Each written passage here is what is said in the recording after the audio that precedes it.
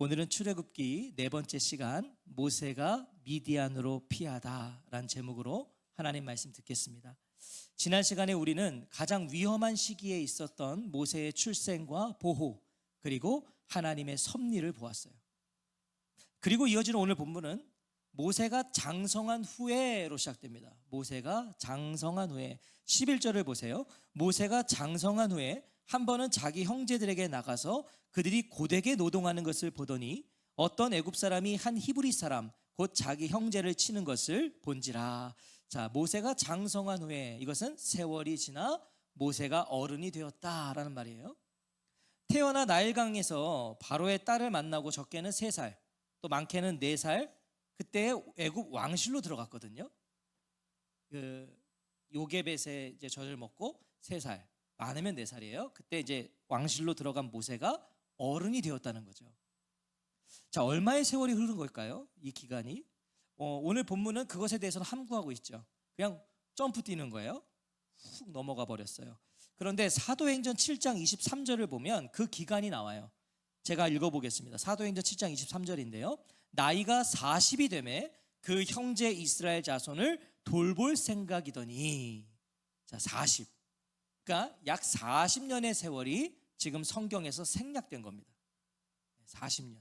바로의 딸을 눈에 띄어서 약 40년 정도 흐른 거예요. 자, 여기에 메시지가 있는 거죠. 여기에 모세의 애굽 왕실에서의 삶, 그 애굽 왕실에서의 삶에 하나님은 관심이 없으셨다는 거예요. 그 애굽 왕실에서의 삶에 하나님은 관심이 없으세요. 왜냐하면 그게 목표가 아니었거든요. 그게 목적이 아니었기 때문이에요. 하나님은 그것이 목적이 아니었어요. 그래서 그냥 애굽 왕실에서의 삶 40여 년은 생략, 성경에 기록하지 않으셨다는 거예요. 하지만 우리가 유추할 수 있는 두 가지는 40년 동안 모세는 애굽의 최고의 것을 누렸어요. 쉽게 말하면 애굽의 왕자가 된 거잖아요. 바로 딸의 아들이 됐잖아요. 왕자가 됐어요. 최고의 것을 누렸고요. 최고의 교육을 받았어요. 하지만 그 40년 동안 애굽에 있었던 이스라엘 백성들은요, 매일매일 끔찍한 시간을 보낸 거죠. 동일한 40년이지만 애굽에 있었던 이스라엘 백성들은 억압과 학대 속에 있었잖아요. 자, 그렇게 너무도 상반된 40년을 지난 어느 날 장성한 모세가 왕궁 바깥으로 나가서 자기 동족 이스라엘을 찾아갔다는 거예요, 지금. 자, 그리고 그곳에서 자기 형제들의 현실을 보게 됩니다. 질문이 생겨요. 모세가 왜 갑자기 자기 동족을 보러 갔을까요? 왜? 그것도 모세가 장성해서 40세가 되어서 말이에요. 40세가 되었을 때 왜 자기 동족들을 보러 나갔을까? 이 장성했다, 이 장성이 그 이유를 말해줘요. 이 장성은요, 단순히 육체적 성장뿐만 아니라 단순히 육체적으로 자랐다, 나이를 먹었다, 이것뿐만 아니라 정신적 성장도 의미해줘요. 그러니까 인격적 성장, 영적인 성장, 이런 정신적인 성장도 의미하는데, 생각과 마인드가 장성한 모세라는 거죠. 지금 생각과 마인드가 장성한 모세가 자기 형제들에게 찾아갔다는 거, 이건 두 가지를 말해주는 거예요.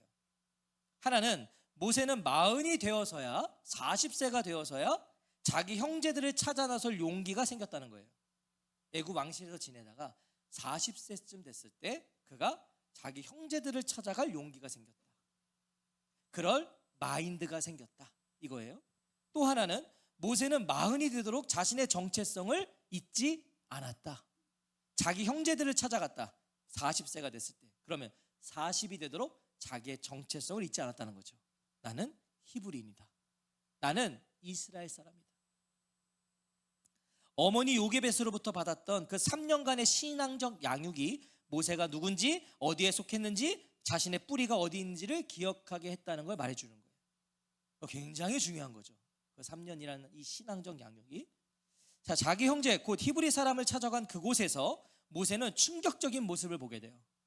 11절이잖아요. 그들이 고되게 노동하는 것을 보더니 어떤 애굽 사람이 한 히브리 사람 곧 자기 형제를 치는 것을 본지라. 형제 히브리 사람이 애굽 사람에게 매맞는 걸 목격해요. 자, 이거 굉장히 충격적이었겠죠. 고되게 노동하는 것을 봤다는 것으로 보아서 모세가 목격한 이 장소는요, 어디였겠습니까? 이스라엘 백성들이 바로의 명으로 짓고 있었던 그 국고성 비돔과 라암셋을 짓고 있던 현장이었던 거예요. 이 장소가. 그리고 그곳에서 이 히브리 사람을 친 사람은 그럼 누구겠어요? 애굽 사람은 바로 바로에 의해 세워진 현장 감독관이었던 거죠. 애굽 사람 현장 감독관이 일을 시키고 있던 히브리 사람을 치고 있었던 거예요.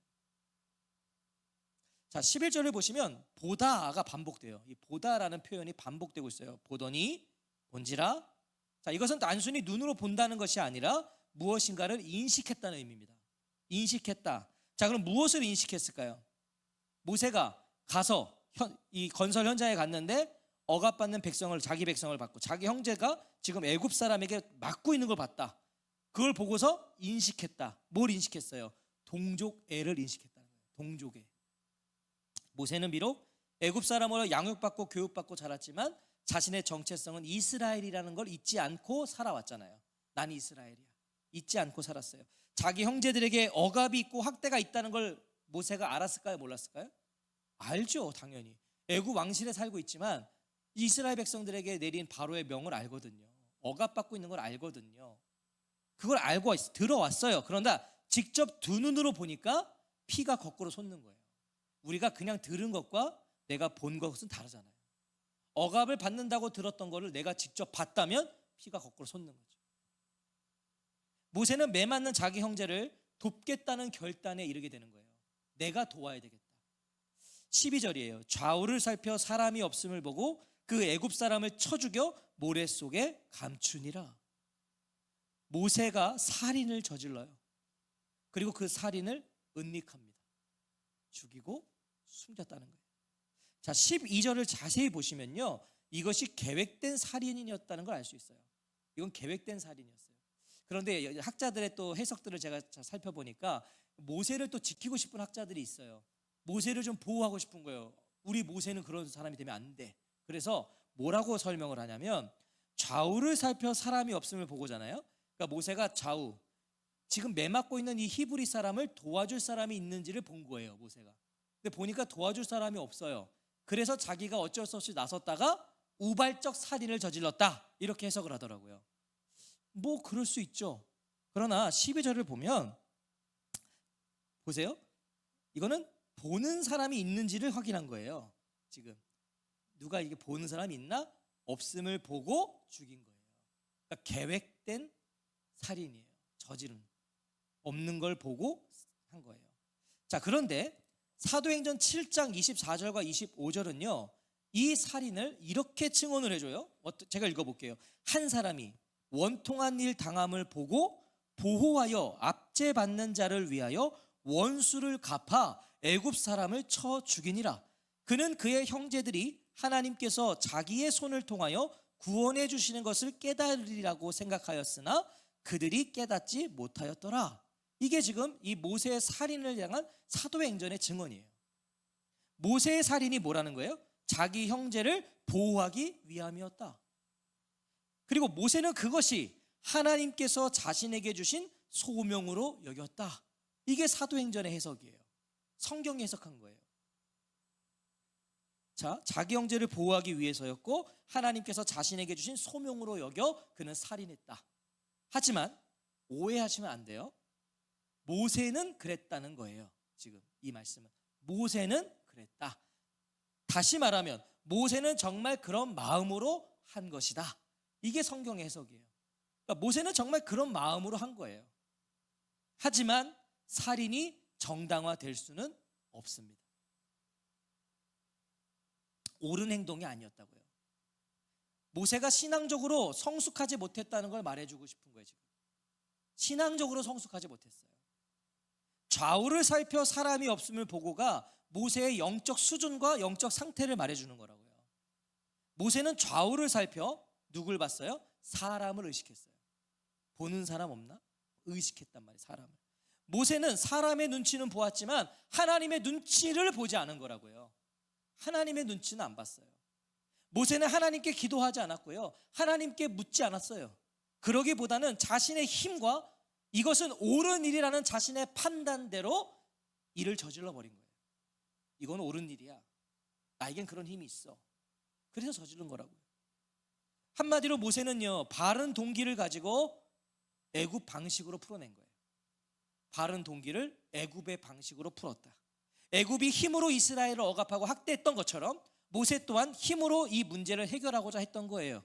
그러니까 힘으로 살인을 저지른 거죠. 자, 이것이 모세가 애굽 왕실에서 40년 동안 자기도 모르게 몸에 배워버린 애굽이었던 거예요. 여러분, 이게 굉장히 무서운 거죠. 자기도 모르게 이 애굽의 문화가 배워버렸어요. 40년 동안. 그래서 모세도 힘의 사람이 된 거예요. 힘의 논리로 살아갔던 거예요. 분명 모세는 자기 민족을 섬기겠다는 목표가 있었어요. 이 목표는 좋은 목표예요. 자기 민족을 섬길 것이다. 하지만 그 목표를 이루는 방법과 과정이 올바르지 않았단 말이에요. 죽이는 것으로 했잖아요. 목적이 바르면 방법도 올바라야 돼요. 목적이 바르면. 목적이 선하면 방법도 과정도 선해야 돼요. 그게 선한 거예요. 자, 그래서 무엇을 결정하기 전에 우리가 하나님께 여쭐 수 있어야 되는 거예요. 뭘 하기 전에 먼저 여쭤야 돼요. 하나님의 뜻에 관심을 두어야 돼요. 우리가 뭘 하기 전에, 뭘 결정하기 전에 기도한다는 건 뭐예요? 하나님의 뜻에 관심을 갖겠다는 거잖아요. 그게 중요하다는 거죠. 하나님의 뜻에 관심을 둬야 돼요. 왜? 우리가 잠시 후에 살펴보겠지만 결과적으로, 자, 이건 결과적으로예요. 결과적으로 모세의 이 일로, 이 사람을 죽이는 일 때문에 하나님의 계획이 40년 더 지연돼 버려요. 이 일 때문에. 우리의 그 무엇 때문에 하나님의 계획이 취소되거나 변경될 수는 없어요. 이건 확실해요. 이건 놓치지 마세요. 우리의 부족함과 연약함 때문에 우리를 향하신 하나님의 계획이 취소되진 않아요. 변경될 수는 없어요. 그런데 우리 때문에 하나님의 계획이 지연될 수는 있다고요. 10년 걸릴 거 20년 걸릴 수 있고, 하나님이 40년 만에 하실 수 있는 게 우리의 잘못 때문에 80년이 걸릴 수도 있다. 40년 걸릴 일이요 80년이 걸렸다는 거예요. 애굽 사람의 시신을 모래 속에 숨긴 모세는요, 이튿날 아무렇지 않게 또 자기 형제들을 보러 나갑니다. 자, 이 말은 뭘 말해주는 거예요? 완전 범죄라고 여긴 거예요. 그러니까 사람들을 의식하지 않는 거예요. 내가 사람 죽인 거 모를 거야. 그리고 또 나간 거죠. 그런데 이번에는요, 히브리 사람끼리 싸우는 걸 목격해요. 애굽 사람이 히브리 자기 형제를 치는 걸 봤는데 이번에는 지네끼리 싸우는 거예요. 지금 모세 입장에서는 형제끼리 싸워요. 히브리 사람끼리 싸우는 걸 목격해요. 13절이죠. 이튿날 다시 나가니 두 히브리 사람이 서로 싸우는지라 그 잘못한 사람에게 이르되 네가 어찌하여 동포를 치느냐. 모세가 지금 어이가 없는 거예요. 자신은 정말 깊은 동족애로 자기 형제를 치는 애굽 사람을 제거하기까지 했는데 어떻게 동족끼리 싸울 수 있냐고 생각하는 거죠. 지금 답답한 거예요. 모세가. 나는 네 동족을 위해서 이런 일을 저질렀는데 어떻게 지들끼리 싸우고 있지? 모세가 화가 나는 거예요. 모세가 강하게 질책을 해요. 자, 그런데 돌아온 답변이 충격이죠. 14절 같이 한번 읽을까요? 14절입니다. 시작. 그가 이르되 누가 너를 우리를 다스리는 자와 재판관으로 삼았느냐? 내가 애굽 사람을 죽인 것처럼 나도 죽이려느냐? 모세가 두려워하여 이르되 일이 탈로 되었도다. 자, 먼저 모세는요, 자신이 애굽 사람을 죽이는 걸 본 이가 없다고 생각했어요. 본 사람이 없다라고 생각했는데 목격자가 있었습니다. 그리고 이미 소문이 났어요. 이 사람들이 알고 있잖아요. 이미 소문이 난 거예요. 더 충격은요, 자기 형제를 위해 행한 일. 모세는 정말 자기 형제를 위해 한 거거든요. 도와주려고. 근데 그 일이 이 자기 형제들에게조차 지금 지지를 받지 못하고 있는 거예요. 이게 충격이었던 거죠. 모세가 뭐라고 말해요? 누가 당신을 우리의 지도자와 재판관으로 세웠소? 이스라엘에게 모세는 그저 애굽 사람이었던 거예요. 히브리 사람들에게 이 모세는 그냥 애굽 사람인 거예요. 벽돌 한 장이라도 날라본 적 없고 억압과 학대를 받아본 적 없는 당신이 뭘 아냐는 거예요. 우리가 이 억압을 받고 있을 때, 이 학대를, 이 고된 노동을 하고 있을 때 너는 뭐 했냐고. 너가 뭘 알아? 이거 하고 있는 거죠. 당신이 히브리인이라 할지라도 그것이 우리와 무슨 상관이 있냐. 넌 우리의 삶을 모르지 않냐. 그런 거예요 지금. 자, 왜 이렇게까지 반응했을까요? 이 히브리 사람들이 이 모세가 히브리인이라는 걸 알아요. 그런데 왜 이렇게까지 반응했을까요? 동족인 걸 안다고요. 애굽에서 자랐지만 안다고요. 근데 왜 이렇게까지 반응했을까? 이유는 바로 이것이에요. 네가 애굽 사람을 죽인 것처럼 나도 죽이려느냐? 여기에 이유가 있어요. 자, 잘 들어보셔야 돼요. 살인이 동족의 신뢰를 얻지 못한 이유인 거예요. 지금 살인이 동족의 신뢰를 얻지 못했어요. 왜요? 그것은 지긋지긋한 애굽의 방식이었잖아요. 폭력과 억압과 살인은 애굽의 방식이거든요. 애굽 사람을 한 명씩 제거함으로 이스라엘을 해방시킬 수가 없어요. 모세처럼 정의를 가지고 그래 애굽 사람 한 명씩 죽여요. 어느 세월에 해방이 돼요? 그럴 수 없어요. 힘으로는요 최강국 애굽의 왕 바로를 무너뜨릴 수가 없단 말이에요. 힘으로는. 그런데 똑같이 힘의 논리로 행동하고 있는 모세를 그러니까 신뢰할 수 없는 거예요. 동족들이. 이거 똑같이 애굽인이거든요. 애굽의 방법이거든요. 그래서 이렇게 묻잖아요. 이제는 나도 죽일 작정이냐? 너도 우리도 네 마음에 안 들면 그렇게 죽일 거냐? 이스라엘은요 또 다른 살인자를 자신들의 지도자로 원하지 않은 거예요. 우린 그런 지도자가 필요한 게 아니다. 자, 이때 모세는요 정신이 번쩍 들었을 거예요. 제가 봤을 때는 아주 그냥 모세가 까무러섰을 겁니다. 자신의 무지함, 부족함에 비참함을 느꼈는지도 몰라요. 아, 그게 아니었구나. 모세가 두려워하여 이르되 일이 탈로 되었도다. 모세가 두려워했던 것은요 자신에 대한 동족들의 평가가 아니었어요. 지금 이 히브리인들의 평가를 듣고 두려워한 게 아니라 자신이 범한 살인이 탈로 난 것에 대한 두려움이죠. 옳다 여겨서 행했던 일이 옳지 않았다는 걸 깨닫게 된 거예요. 나는 옳아서 한 일인데 이게 옳지 않은 일이었다. 그랬더니요 바로가 이제 두려워지기 시작하는 거예요. 바로가 그가 세운 감독관을 죽였잖아요. 지금 바로가 임명한 감독관을 죽였다고요. 그리고 이렇게 다 소문이 나버렸어요. 뭐예요? 이제 바로의 귀에 들어가는 건 시간 문제라고 여긴 거예요. 이제 나는 죽었다.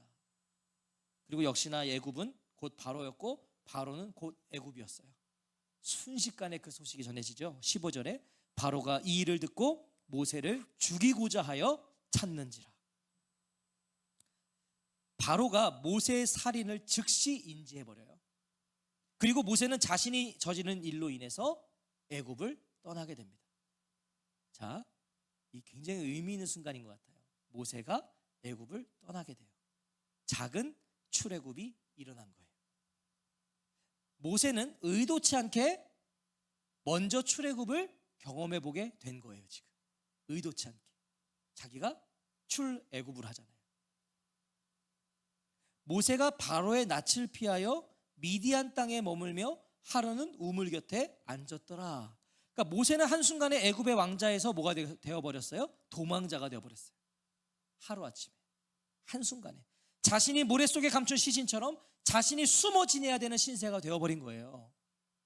미디안 땅은 마르고 건조한 광야입니다. 여기는 광야예요. 모세가 살았던 애굽 왕실과는 너무도 다른 환경이 된 거죠. 그러니까 한순간에 신분도 살아가는 환경도 다 변해버린 거예요. 모세가. 이 미디안 족속은요 애굽과의 경계 지역에 있었고요. 그래서 잦은 충돌이 있었다고 합니다. 애굽과 잦은 전쟁이 있었어요. 그래서 관계가 좋지 않았습니다. 아마도 모세는 이 점을 알아서 미디안을 택했는지도 몰라요. 이제 접근하지 않을 거니까. 문제는 이 미디안 광야에서 모세는요 무려 40년을 지내게 된다는 겁니다. 그럴 계획으로 온 게 아니었어요. 그냥 당장 살고 싶어서 도망친 건데 결과적으로 40년을 살아요. 40년. 사도행전 7장 29절과 30절을 보니까 모세가 이 말 때문에 도주하여 미디안 땅에서 나그네 되어 거기서 아들 둘을 낳으니라. 40년이 참해. 40년을 살았다고. 그리고 오늘 본문 16절부터 22절은요 미디안 땅에 머물던 모세가 우물 곁에서 우연히 만난 여인들을 돕게 되고 그것이 인연이 되어서 아내를 얻게 되고 가정을 이루어 살아갔던 이야기들을 증언하고 있는 거예요. 모세의 미디안 땅에서의 40년을 말해주고 있는 거죠. 16절부터 22절은 40년 동안 있었던 일. 모세가 도와준 여인들은요 미디안 제사장 르우엘, 우리에게 익숙한 이드로의 딸들이었어요. 모세는 이드로의 딸 십보라를 아내로 얻게 됩니다. 이 도와준 걸 일로 통해서. 그리고 22절을 보시면 아들을 낳아요. 그가 아들을 낳음에 모세가 그의 이름을 게르솜이라 하여 이르되 내가 타국에서 나그네가 되었음이라 하였더라. 자, 잘 들어보세요. 표면적으로 보면 미디안 땅에서의 모세의 삶은 나쁜가요? 괜찮나요? 썩 괜찮죠. 예, 나쁘지 않았어요. 애굽에 남았다면 모세는 가정을 이루기는커녕 지 목숨도 지킬 수 없었을 거예요. 바로가 죽이려고 했으니까. 자, 그런데 미디안 땅에서 가정을 이루고 아들을 낳은 모세가 그 아들의 이름을 게르솜이라고 그래요. 게르솜. 이 게르솜이라는 단어의 의미는 쫓겨난 자, 떠밀려난 자, 추방이라는 뜻입니다. 긍정적이지 않은 거예요, 이름이. 추방된, 떨밀려난 자, 쫓겨난 자. 자, 누구보다도 행복해야 될 순간 아들을 낳았어요. 가정을 이루고 아들이 태어났는데 그 행복해야 될 순간조차 모세는 행복하지 않았다는 거예요. 게르솜이라는 이 이름은요, 그런 모세의 심정을 담은 거예요. 행복하지 않았던 거예요, 모세가. 내가 타국에서 나그네가 되었습니다. 오히려 처량한 신세를 고백한 거예요. 자신의 이 처량한 신세. 모세는 자신이 애굽에서도 미디안에서도 나그네가 되었다는 거예요. 지금 나는 나그네구나, 나그네 인생이 되었구나, 이걸 아들의 이름을 지음으로 고백하고 있다고요. 이것이 미디안 광야에서 40년 세월을 지난 모세가 한 고백이에요. 미디안 40년이 모세에게는 게르솜이에요. 그게 그의 결론이었어요. 이처럼 오늘 본문은요, 모세의 애굽 왕실에서의 40년과 미디안 광야에서의 40년을 대조하고 있는 거예요. 오늘 본문은 애굽 왕실에서 모세는 왕자로 40년 동안 살았어요. 하지만 미디안 광야에서 40년을 지낸 그는 나그네가 되어 있어요. 40년을 왕자로 살았는데 미디안 광야에서 40년을 지낸 그는 왕자가 아니라 나그네가 됐다고요. 모세는 애굽 왕실에서 오랜 시간을 지냈지만 자신의 정체성을 놓지 않았죠. 나 히브리 사람이다, 이걸 놓지 않았다고요. 모세가 히브리 사람을 자기 형제로 인식하며 살았어요. 그리고 그 형제를 지키기 위해서 일도 저질렀어요. 하지만 그의 마인드와 삶의 방식은 애굽이었어요. 나는 히브리인이야. 히브리인들은 내 형제를 잊지 않고 살았지만 그의 삶의 마인드와 방식은 애굽이었어요. 그래서 애굽의 힘으로 그도 살인을 저질렀잖아요. 그래서 애굽 사람을 쳐 죽여서 모래 속에 감추었어요. 그런데 그 일로 인해 도망쳐온 미디안 광야에서요, 모세는 변화된 모습을 보여줘요. 변화됐다고요. 이 미디안 광야의 40년 동안. 자, 애굽에서와 마찬가지로 모세는 여전히 어려움을 겪는 자들을 도와줘요. 이거는 모세의 타고난 성품이었어요. 어려운 자, 힘든 자들을 돕는 사람. 그래서 그가 나중에 이스라엘 백성을 구출하는 거예요. 그런 심성이 있어서. 자, 똑같아요. 어려운 경자를 도와요. 여전히 그랬어요. 그런데 돕는 방식이 달랐단 말이에요. 이 이드로의 딸들이 물 마시러 양떼들의 물 먹이려고 우물가에 왔을 때 목자들이 이제 행패를 부린 거예요. 이제 여자들이 와서 그랬는지 물 주지 않겠다고. 그때 그 모습을 보면 모세가 그들을 이렇게 쫓아내거든요. 그리고 물을 줘요. 그게 연이 돼서 이제 이드로의 사위가 되는 건데, 돕는 방식이 달라졌어요. 19절을 보시면 그들이 이르되 한 애굽 사람이 우리를 목자들의 손에서 건져내고라고 말해요. 앞서 애굽에서는 쳐 죽였던 모세가요, 미디안 광야에서는 그저 루엘의 딸들을 위험해서 건져내줘요. 죽이지 않았단 말이죠. 똑같이 정의감으로 행했어요. 애굽에서도 정의감으로 했고요, 미디안 광야에서도 모세는 정의감으로 했어요. 그런데 힘을 조절하는 법을 배운 거예요. 어디에서? 미디안 광야에서. 그는 여전히 애굽의 방식으로 행하지 않았단 말이에요. 이것이 하나님이 모세를 40년 동안 광야에 두신 이유인 거예요. 하나님은 모세가 애굽의 왕자가 아닌 나그네로 살기를 원하셨던 거예요. 애굽의 왕자로 살면 안 돼요. 애굽의 힘의 그 논리로 살면 안 돼요. 힘의 방식으로 살기를 원치 않으셨던 거예요. 애굽의 왕자로는, 애굽의 방식으로는 이스라엘을 해방시킬 수가 없어요. 자신의 권위와 지위와 힘을 의지하는 모세로는 그 일이 불가능한 거예요. 그래서 하나님은 모세가 도망친 그 미디안 광야에서 그를 40년 동안 묶어두신 거예요. 결국 뭐겠습니까?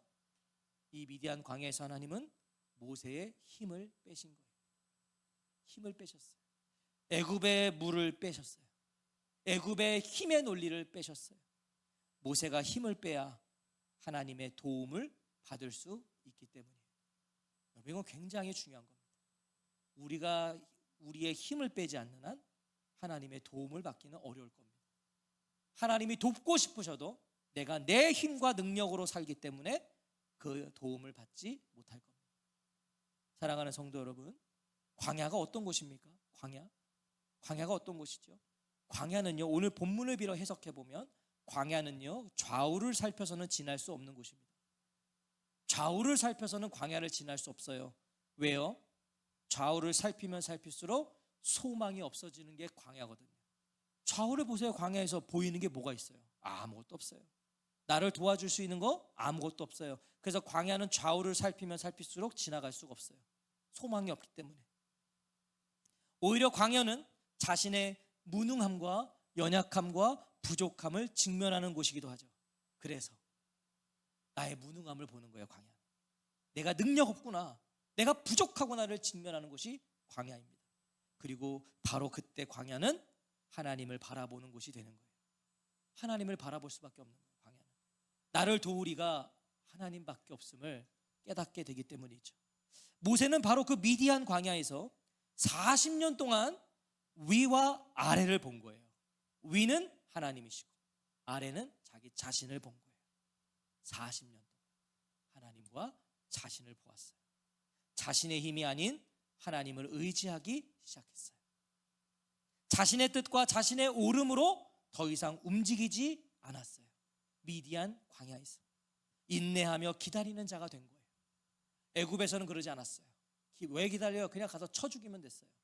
그러나 미디안 광야에서 그는 이제 인내하며 기다리는 자가 되어, 보세요, 미디안 광야 40년 동안 모세가 다른 길을 찾았다거나 모세가 탈 미디안을 감행했다거나 시도했다는 증언이 없단 말이에요.